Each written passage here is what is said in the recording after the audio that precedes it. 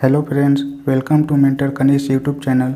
आज हम लोग घातांक करने के कुछ महत्वपूर्ण प्रश्न को देखेंगे जो कि हर कॉम्पिटिटिव एग्जाम में बार बार पूछे जाते हैं, जिसे हम ट्रिक के माध्यम से कुछ ही सेकंडों में बनाने का तरीका सीखेंगे। तो चलिए प्रश्न देखते हैं। पहला प्रश्न है √20 plus √20 plus √20 plus dot dot अनंत तक है, तो इसका मान हमें निकालना है। अगर इस तरह के प्रश्न रहे यानी एक ही संख्या का पुनरावृत्ति हो रहा हो और अनंत तक दिया हो, यानी करने के अंदर एक ही संख्या का पुनरावृत्ति हो रहा हो और अनंत तक दिया हो, तो हम इसे कैसे निकालेंगे। हम इस दी हुई संख्या को दो क्रमागत गुणनखंडों के रूप में तोड़ देंगे।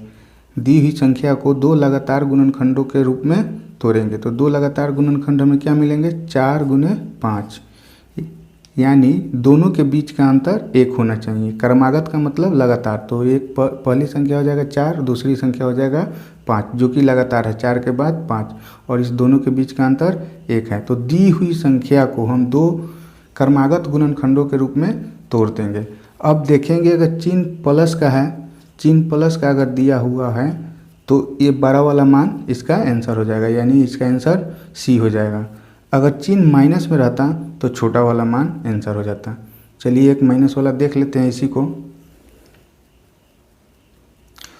तो यहाँ पे प्रश्न सेम है लेकिन चिन्ह यहाँ पे चेंज है, माइनस में दिया हुआ है। तो क्या करेंगे, दी हुई संख्या को हम दो क्रमागत गुणनखंडों के रूप में तोड़ेंगे। तो 4 गुने 5, 4 पचे 20 हो जाएगा। अब देखेंगे हम यहाँ चिन्ह माइनस है या प्लस है, तो यहाँ पे चिन्ह माइनस में दिया हुआ है तो इस दोनों में से छोटा वाला आंसर हो जाएगा, यानी कि इसका आंसर 4 हो जाएगा। और यहाँ पे चिन्ह प्लस में दिया हुआ था तो यहाँ पे इसका आंसर 5 हो जाएगा। चलिए कुछ और प्रश्न हम लोग देख लेते हैं। हमने यहाँ पे कुछ प्रश्नों को लिखा है जो कि सभी एक ही प्रकृति के हैं। जैसे सब करने के अंदर कुछ संख्या है, उसी संख्या का पुनरावृत्ति हो रहा है तथा अनंत तक है, चिन्ह प्लस में है या फिर माइनस में है। तो हम इसे कैसे बनाएंगे, इसका हम दो क्रमागत यानी दो लगातार गुणनखंडों के रूप में दी हुई संख्या को तोड़ देंगे। तो इसका जब दो दी हुई लगातार संख्या क्या हो जाएगा, 5 गुने 6, 5 छक 30 हो जाएगा। अब हम देखेंगे यहाँ पे चिन्ह क्या है, प्लस है या माइनस है। तो यहाँ पे हमको चिन्ह प्लस में दिया हुआ है, तो प्लस में दिया हुआ है तो बड़ा वाला आंसर हो जाएगा यहाँ पे। तो हमारा आंसर क्या हो जाएगा, 6 हमारा आंसर हो जाएगा। फिर इसमें देख लेते हैं, इसमें भी एक ही संख्या का पुनरावृत्ति हो रहा है और अनंत तक है।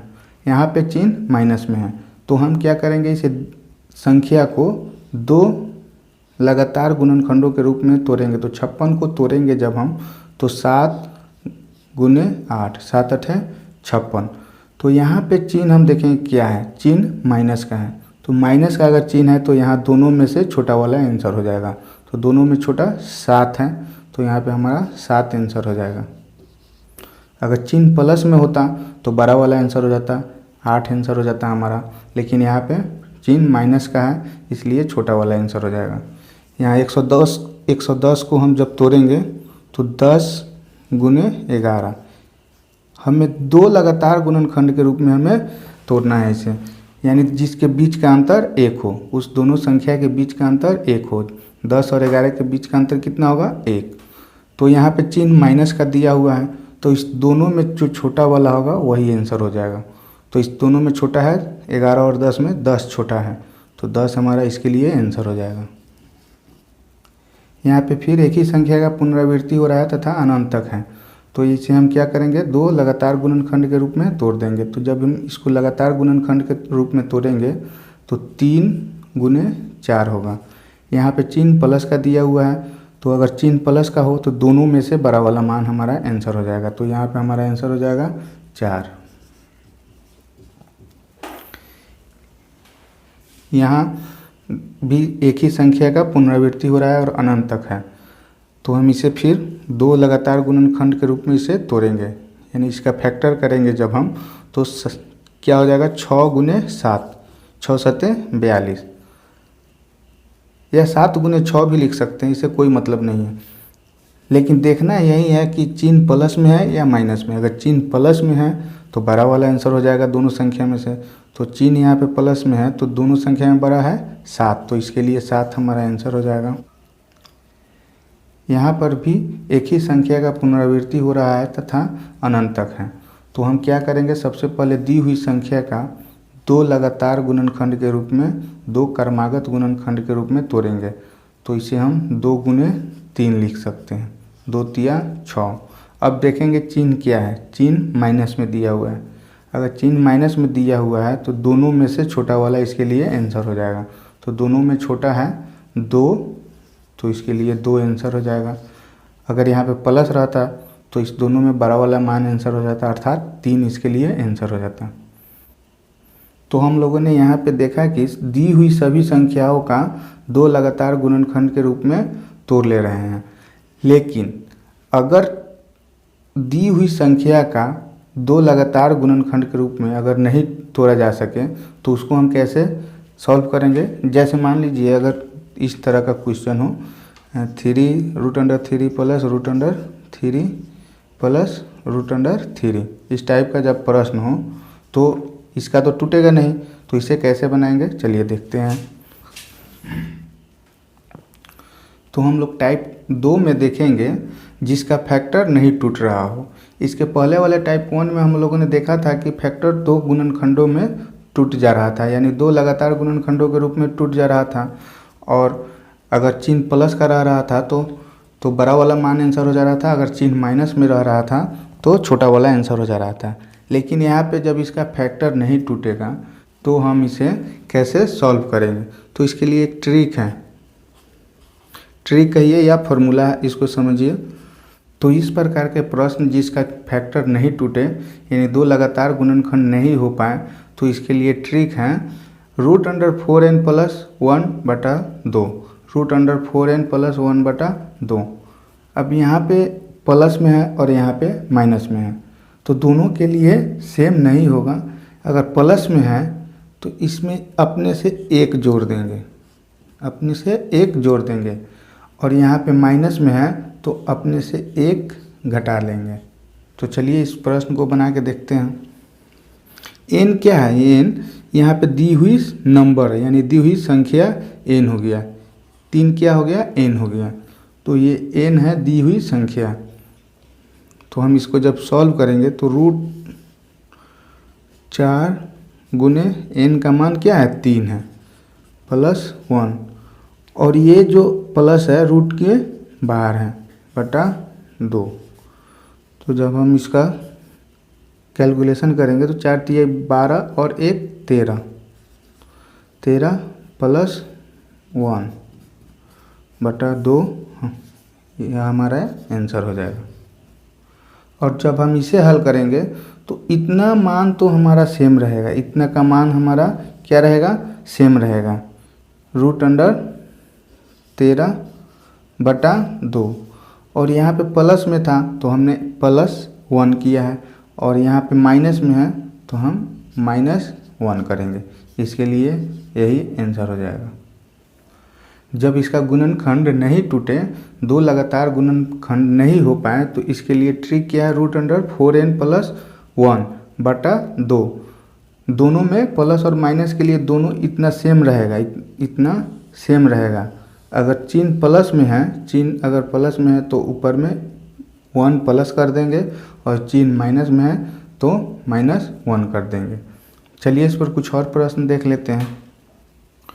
2 नंबर प्रश्न है √5 + √5 + √5 + डॉट डॉट अनंत तक दिया हुआ है, यानी यहाँ भी इसका 2 लगातार गुणनखंड नहीं हो पाएगा। इन सभी संख्याओं का 2 लगातार गुणनखंड नहीं हो पाएगा। तो हम इसके लिए क्या ट्रिक पढ़े थे, √4n + 1/2। ये प्लस और माइनस के लिए इतना तो रहेगा ही रहेगा। अगर चिन्ह प्लस में है तो अपने से +1 कर देंगे, अगर चिन्ह माइनस में है तो अपने से -1 कर देंगे। तो इसको जब हम हल करेंगे तो √4, n क्या है, संख्या है, तो 4 गुने 5, इसमें 5 सभी संख्या क्या है 5 5 है, +1 और इसमें चिन्ह प्लस में है तो प्लस अपना से 1 ऐड करेंगे और बटा में 2, 4 पचे 20 और 1 21, यानी इसका आंसर हो जाएगा √21 प्लस 1 बटा 2 इसका आंसर हो जाएगा।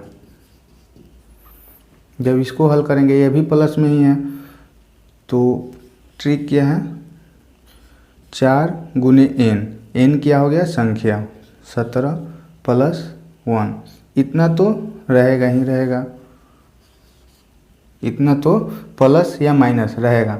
और चिन्ह यहाँ पे अब प्लस में है तो क्या करेंगे, इसमें 1 जोड़ देंगे।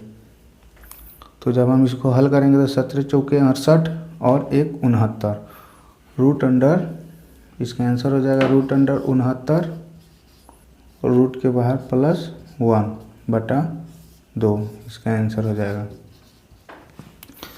अब यहाँ पे माइनस में दिया हुआ है तो ट्रिक तो सेम ही रहेगा यहाँ तक, 4 गुने n, यहाँ पे संख्या क्या हो गया 13 प्लस 1 बटा 2, और यहाँ पे चिन्ह माइनस में है तो इसमें क्या करेंगे, -1 कर देंगे। तो इसका जब गुना करेंगे 13 चौके 52 और 1 53, यानी √53 -1 बटा 2 इसका आंसर हो जाएगा।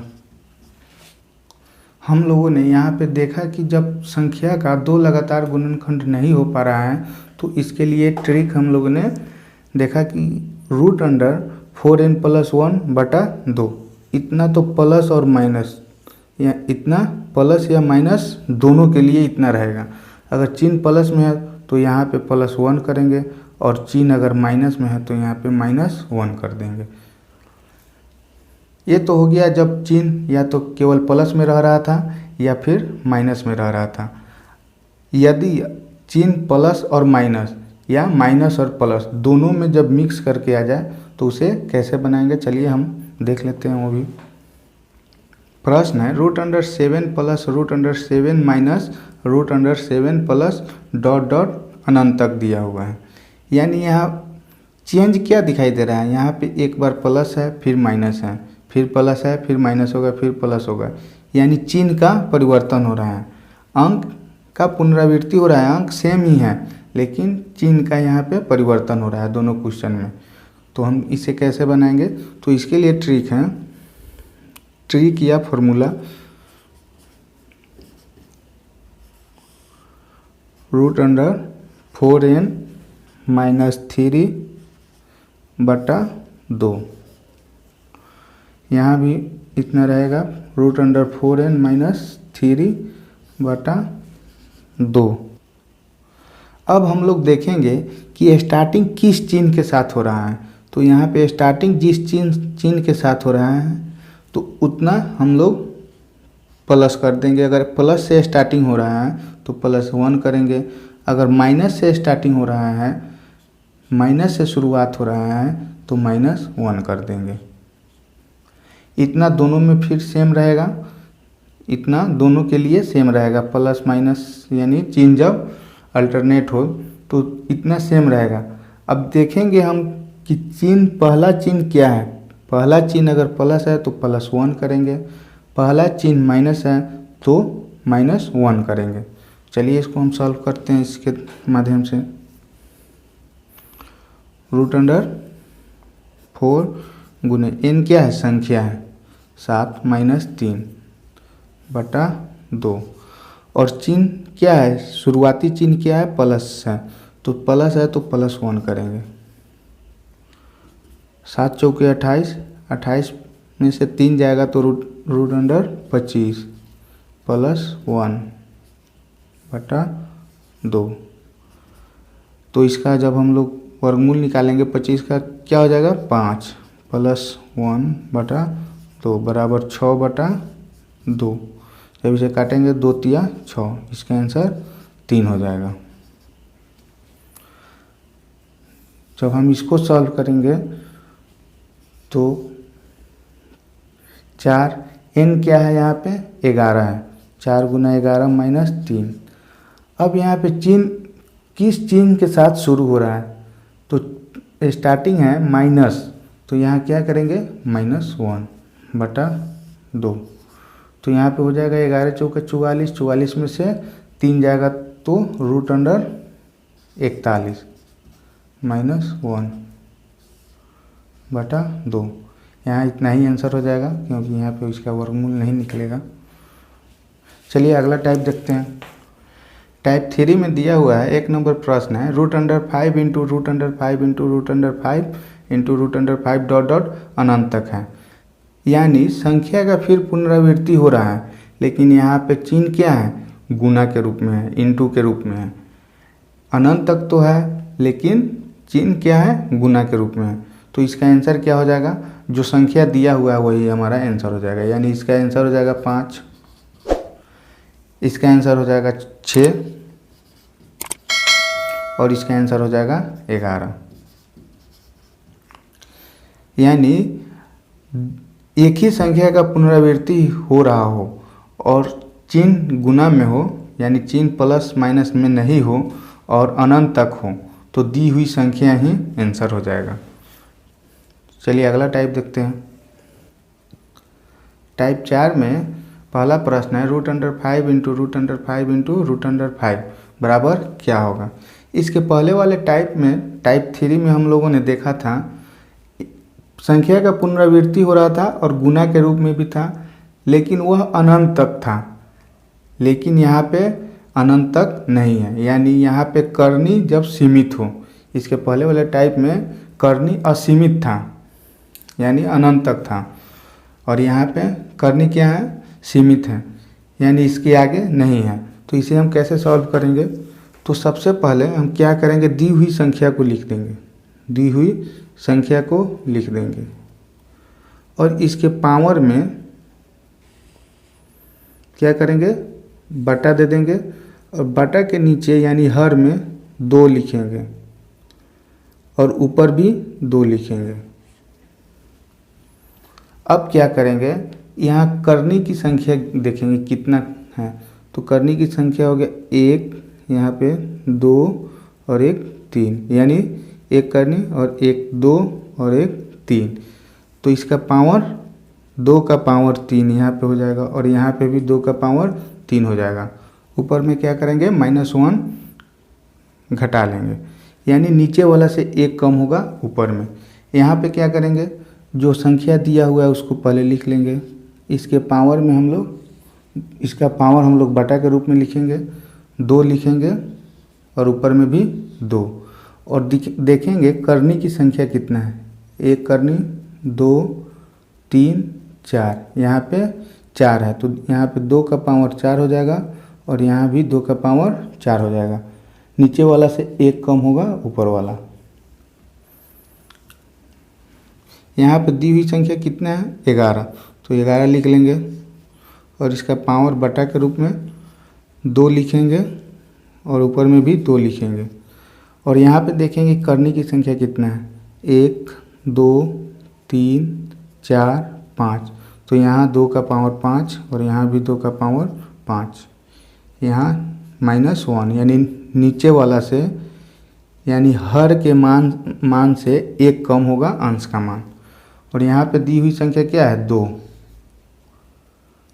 और इसके पावर में बटा के रूप में लिखेंगे 2 2। यहाँ पे करने की संख्या कितना है, 1 2 3, तो यहाँ भी 3 और यहाँ भी 3। ऊपर में अंश में हर की तुलना में 1 कम रहेगा। अब इसे हम हल करेंगे तो 5 तो रहेगा, तो 2 का क्यूब कितना हो जाएगा, 2 दूना 4 दूना 8, यानी 8 में से 1 जाएगा तो 7 और बटा में 2 का क्यूब 2 दूना 4 दूना 8, यानी 5 का पावर 7/8 आंसर हो जाएगा। इसका जब हम लोग करेंगे तो 6 2 दूना, जब इसका 2 का 4 बार गुना करेंगे, 2 गुना 2 गुना 2 गुना तो 16 हो जाएगा। तो 16 में से 1 जाएगा तो 15 हो जाएगा और नीचे में 16, यानी नीचे वाला से 1 कम रहेगा ऊपर वाला। ये हमारा आंसर हो जाएगा। चलिए इसको देखते हैं। 11 है। 2 का जब पावर 5 करेंगे तो 16 दूना 32, यानी 32 में से 1 जाएगा तो 31, 31/32, ये हमारा आंसर हो जाएगा। यहाँ पे 2 है, 2 का क्यूब 8 हो जाएगा, 8 में से 1 जाएगा तो 7 और बटा में 8, यानी 2 का पावर 7/8 आंसर हो गया। चलिए अगला टाइप देखते हैं। टाइप 5 में पहला प्रश्न है √11 प्लस √21 प्लस √16 बराबर क्या होगा। तो यहाँ पे संख्या भी अलग अलग है तथा करनी का संख्या भी सीमित है। तो इस तरह के प्रश्न को बनाने के लिए हम लोग लास्ट वाले करनी पे हम लोग ध्यान देंगे। तो लास्ट में क्या है 16, तो हम लोग जानते हैं कि 16 का वर्गमूल क्या होता है 4।